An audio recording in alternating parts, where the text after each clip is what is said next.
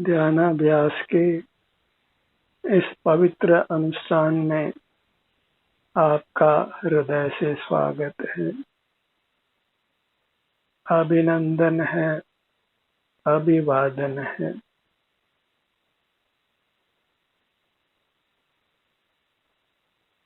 अतिशय पुण्य से ही जीव को अपना ध्यान करने की इच्छा जागृत होती है।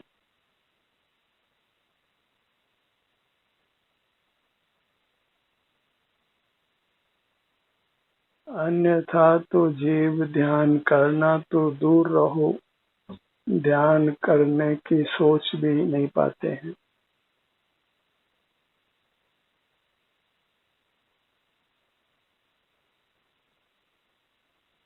ध्यान का मार्ग सुगम होने पर भी अति दुर्लभ है। बाहर में ही जीव तने रहकर सुख पाने का असंभव प्रयत्न करते हैं और उस प्रयत्न में निरंतर आकुल व्याकुल रहते हैं। सुख तो थोड़ा मिलता है और दुख बहुत सारा मिलता है, और वह सुख भी सुख सा लगता है, पर वास्तविक सुख जैसा नहीं है। वास्तविक सुख अपने से युक्त होकर ही मिलता है।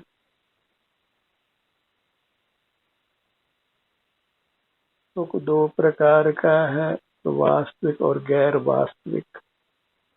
जो विषयों के सन्मुख होकर वैश्विक सुख प्राप्त होता है वह गैर वास्तविक है, और जो अपने सन्मुख होकर सुख का अनुभव होता है वह यथार्थ सुख है, उत्तम सुख है, अतीन्द्रिय सुख है।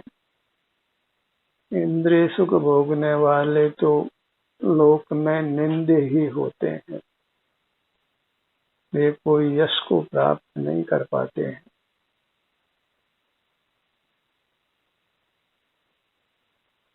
और जो अपने सुख का अनुभव करते हैं वे लोग पूज्य हो जाते हैं। अपना मुख अपनी ओर कीजिए, नेत्रों को बंद ही रखिए। बहुत भाग्य से ही नेत्रों को बंद रखने की बुद्धि उपजती है,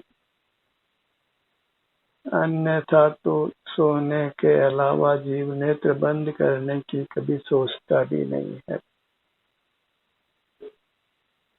इंद्रिय ज्ञान का निरोध करने का पल भर भी प्रयत्न नहीं करता है, तो फिर भला वह परमात्मा कैसे हो सकता है? जितेंद्रिय कैसे हो सकता है? संयमी कैसे हो सकता है? साधु का बाहर का वेश धारण करना कुछ और है और यथार्थ साधु बनना कुछ और है।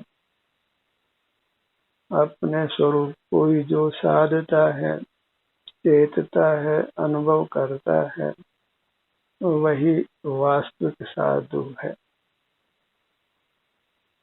भले ही हम साधु का वेश धारण नहीं करें, लेकिन अपने सन्मुख रहते हैं तो हम अतीन्द्रिय उत्तम सुख का अनुभव करते हैं। वेश परिवर्तन से कोई सुख नहीं हो जाता है। सुख तो अपने से युक्त होने से ही होता है। लोक में भी केवल वेश बदल लें और भोजन का सेवन नहीं करें तो पेट नहीं भरता है।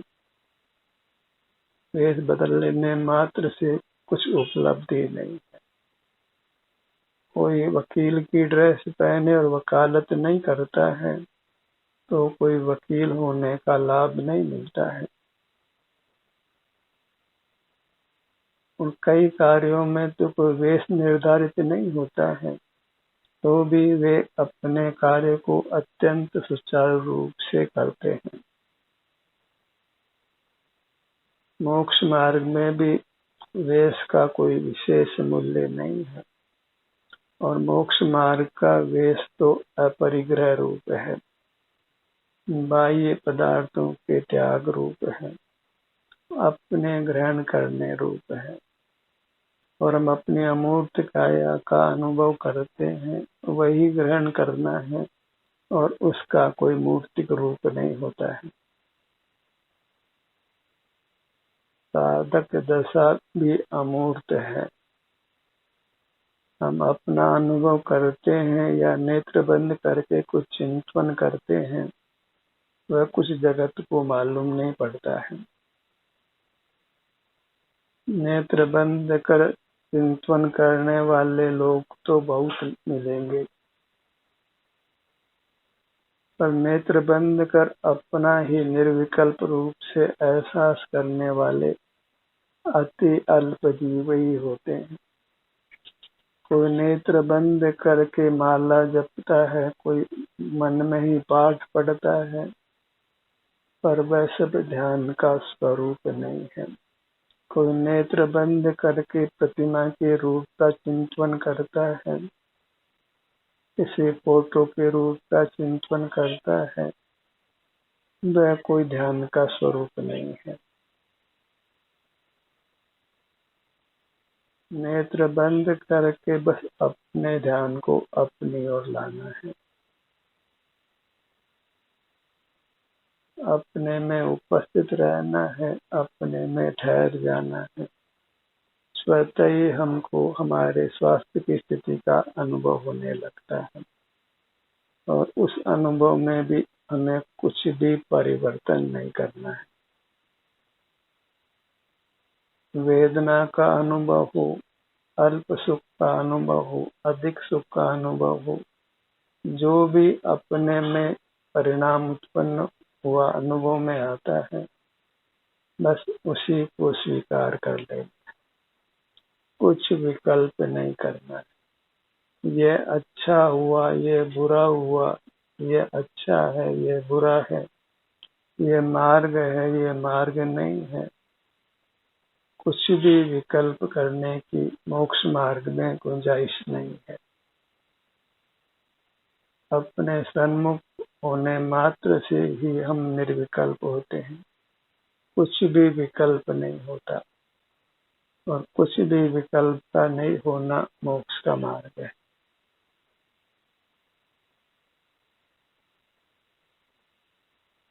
अनादि से हम मूर्त से मिले हुए हैं, और जब कोई भिन्न वस्तु के मिलावट हो तो वस्तु अपने शुद्ध स्वरूप को खो देती है।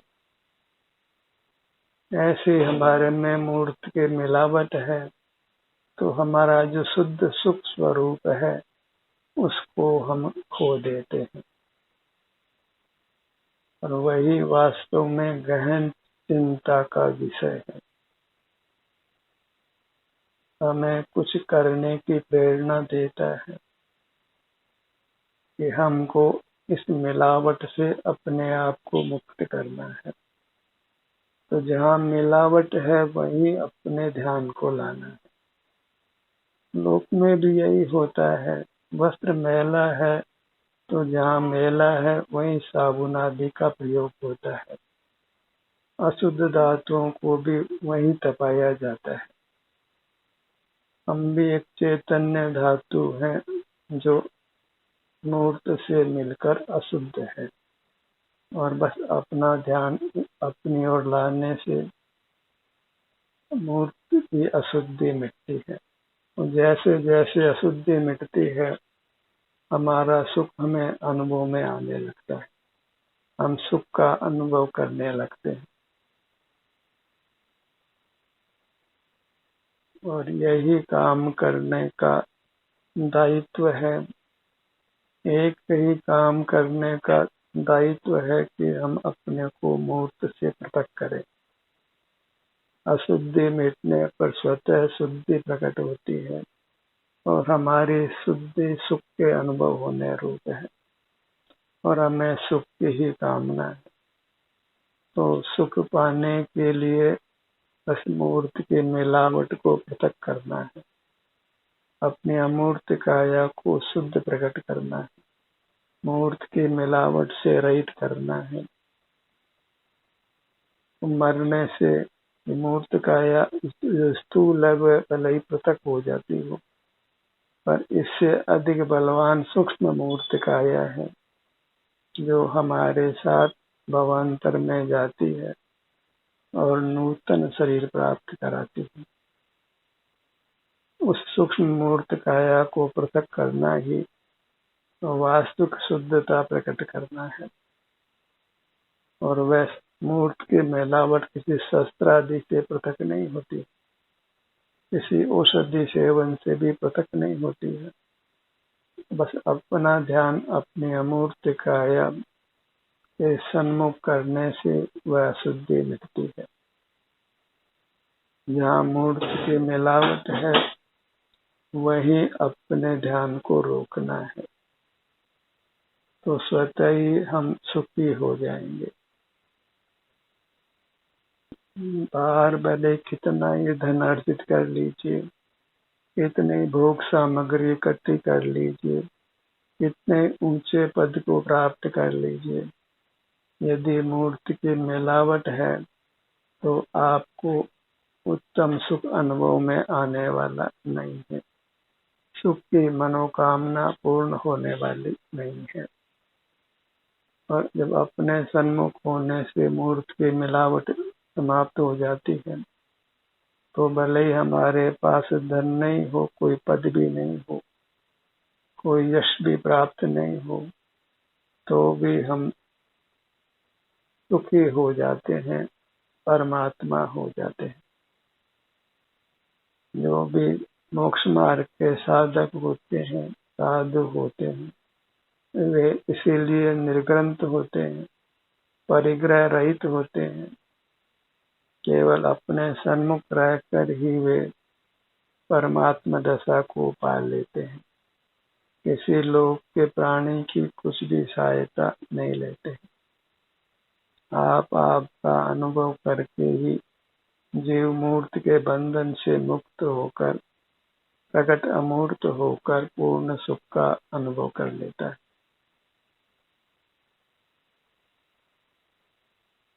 अपना मुख अपनी ओर रखिए,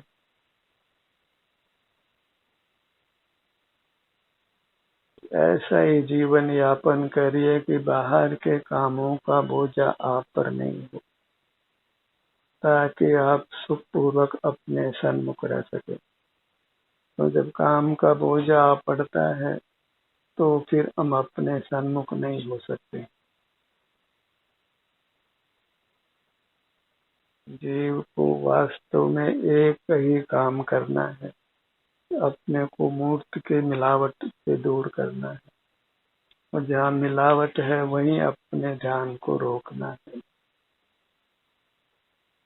वह मूर्त के मिलावट को ही शास्त्रीय भाषा में कर्म बंध कहते हैं।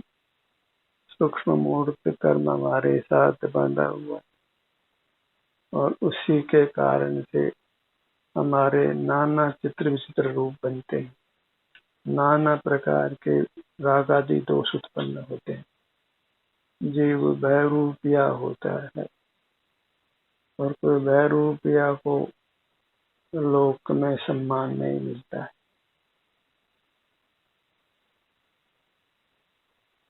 पहले आज के इस कोलाहल के युग में जो बहुत रूप बनाते हैं, ऐसे सिनेमा के पात्र भले ही धन अर्जित कर लेते हों, विषय सुख भी भोग लेते हों, पर वे उत्तम सुख को कदापि प्राप्त नहीं कर सकते। जो सुख एक परिग्रह रहित व्यक्ति अपने सन्मुख होकर भोगता है, उस सुख का कुछ भी भाग ये बहुरूपिया जो बाहर हैं वे नहीं पा सकते। जो ऊंचे ऊंचे पदों पर बैठे हैं पर अपने सन्मुख नहीं होते हैं, वे वास्तव में अपने को मूर्त कर्म से ही बांधते हैं, दुख में ही डालते हैं। मूर्त कर्म के बंधन से अपने को रहित नहीं करने से उत्तम सुख का अनुभव नहीं करते। सुख की प्राप्ति के लिए बस अपने को मूर्त के बंधन से रहित करना है और उसके लिए नेत्र बंद कर अपने सन्मुख रहना और विश्राम करना है, कुछ भी करना नहीं। आनंद को भोगना वह कुछ करना नहीं है, करना बाहर है और आनंद भोगना भीतर है। करना से ही मरना है और अपने आनंद को भोगना वही जीना है। जो बाहर के काम काजों में लगे रहते हैं वे ही जन्म और मरण के दुख को भोगते हैं और एक बार नहीं बारंबार जन्म और मरण के रोगों के दुख को भोगते हैं। इसलिए अपने आप को कामों से मुक्त करिए और अपने आनंद को भोगिए। बाहर के काम काजों के लिए हम नौकर चाकर रखते हैं, पर जब अपना ही अनुभव करते हैं तो फिर बाहर का कोई काम काज करने की आवश्यकता ही नहीं होती, कोई नौकर चाकर रखना ही नहीं पड़ता है। बहिर्मुख रहने से ही काम काज बढ़ जाते हैं और अंतर्मुख रहते हैं तो हम सब कामों के भार से मुक्त होते हैं।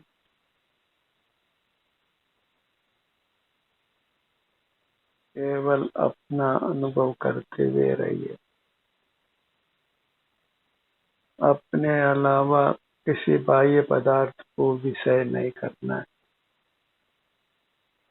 हमारे ज्ञान में कोई बाह्य पदार्थ नहीं आते। बाह्य पदार्थ का ज्ञान में आना ही कर्म का भीतर आना है। इसलिए बाह्य पदार्थों को ज्ञान में लेने से अपने आप को रोकिए, तभी सूक्ष्म मूर्त कर्म के बंधन से हम अपने आप को छुड़ा सकते हैं।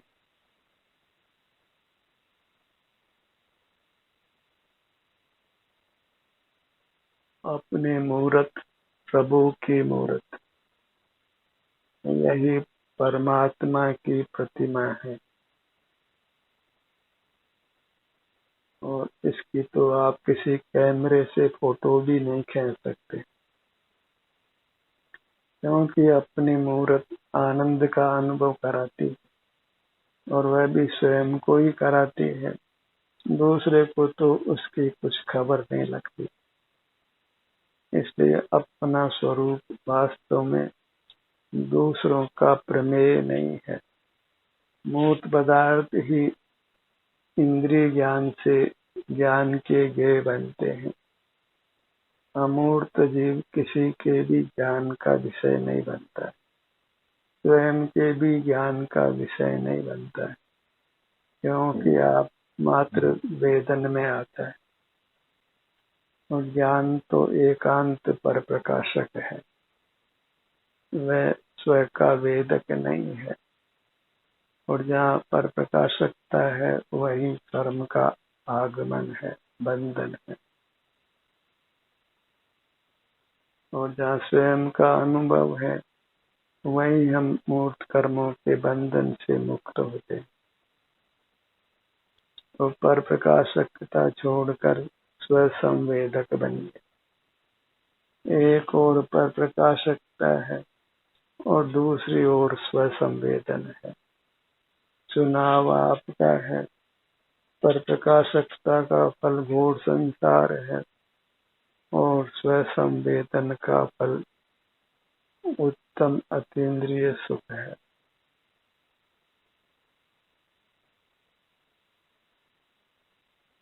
अपने ध्यान को अपने सिर के भाग पर लाइए।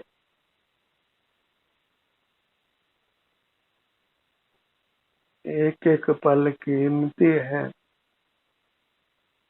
लोक व्यवहार में रहकर अपने कीमती समय को नष्ट मत करिए। ये मनुष्य भाव अपने आप में एक अमूल्य निधि है। इसको वृथा नहीं गंवाना है। इसके पल पल को अपने सन्मुख होकर अपने को मूर्त कर्म के बंधन से छुड़ाना है और उत्तम सुख को पाना है। लोक संज्ञा से दूर रहिए। लोग क्या कहता है उसको कान नहीं देना है, क्योंकि लोक प्राय मोक्ष मार्ग से अति दूर है।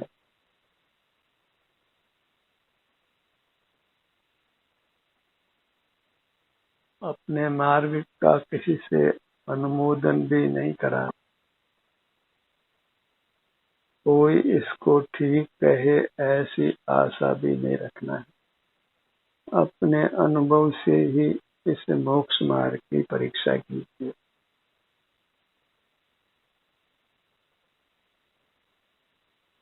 स्वाधीन परीक्षा है, पराधीन परीक्षा में फिर धोखा हो सकता है। कोई भी जांच हम बाहर कराएं तो 100% प्रामाणिक होने की संभावना नहीं होती। पराधीन नहीं होना है।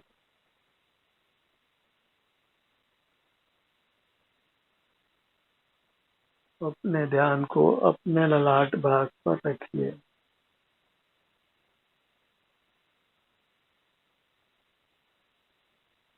किसी भी भाग पर आप ध्यान लाइए। संपूर्ण काया से ही कर्म पृथक होता है।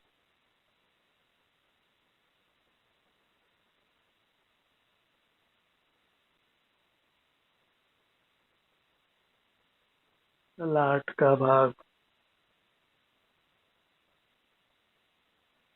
मूर्त पदार्थों की मूर्त शक्ति बलवान है, उसको कम नहीं आंकना है। वह हमारे आनंद संसार का निमित्त बनती है। इसलिए मूर्त पदार्थों के प्रति राग करना वह वास्तव में महान अहित का कारण। जो संसार का हेतु है उससे भला राग करना अच्छा कैसे हो सकता है।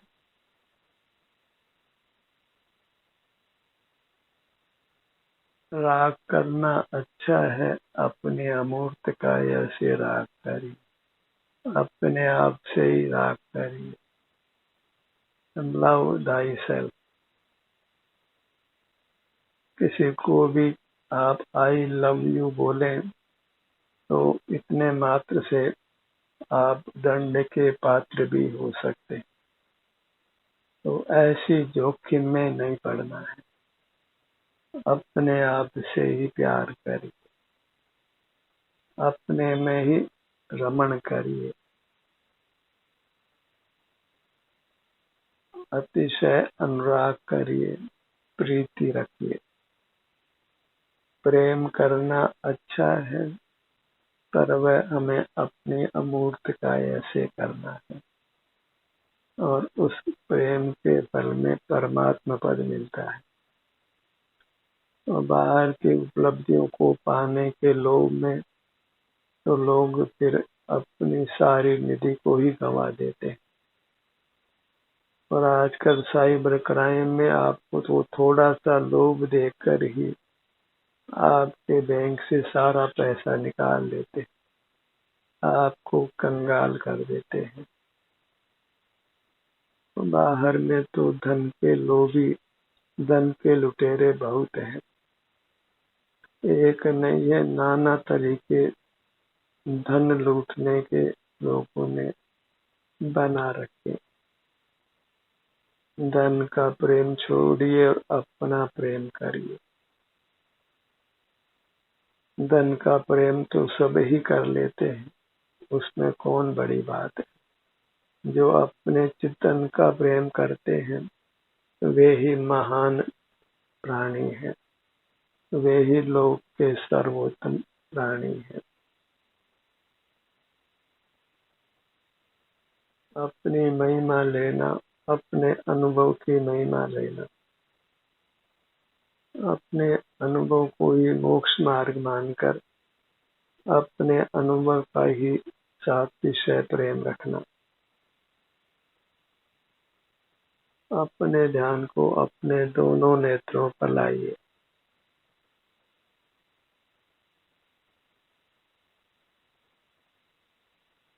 फिर अपने ध्यान को अपने ही अंगों पर लाना है।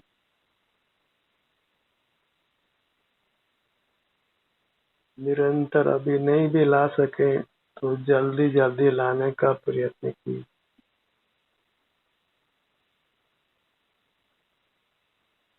ये बराबर ध्यान रखिए कि उस समय की अंतर्मुखता में अधिक अंतर नहीं हो। जितना अधिक अंतर होगा उतना ही अधिक संसार होने वाला है। कितना समय आपके संसार को समाप्त होने में लगेगा इसका आप अनुमान लगा सकते हैं, क्योंकि दो अंतर्मुखता के अंतर को समाप्त करने में आपको जितना समय लगेगा उतना ही संसार का काल है। और जब वह अंतर आप मिटा देते हैं तो आप परमात्मा हो जाते हैं। बहिर्मुख होने से भयभीत रहिए, तो बहिर्मुखता ही दुख का कारण है।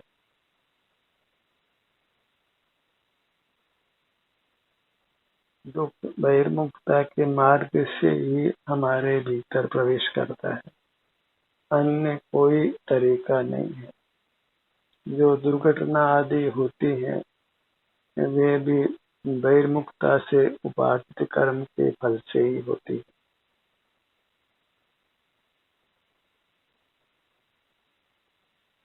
कर्म बलवान है, सहज ही जब पाप कर्म का उदय होता है तो प्रतिकूल प्रसंग बन जाते हैं। ऐसा कोई अचिंत्य संसार का मार्ग है। ये संसार कैसे चल रहा है ये वास्तव में चिंतवन से परे है।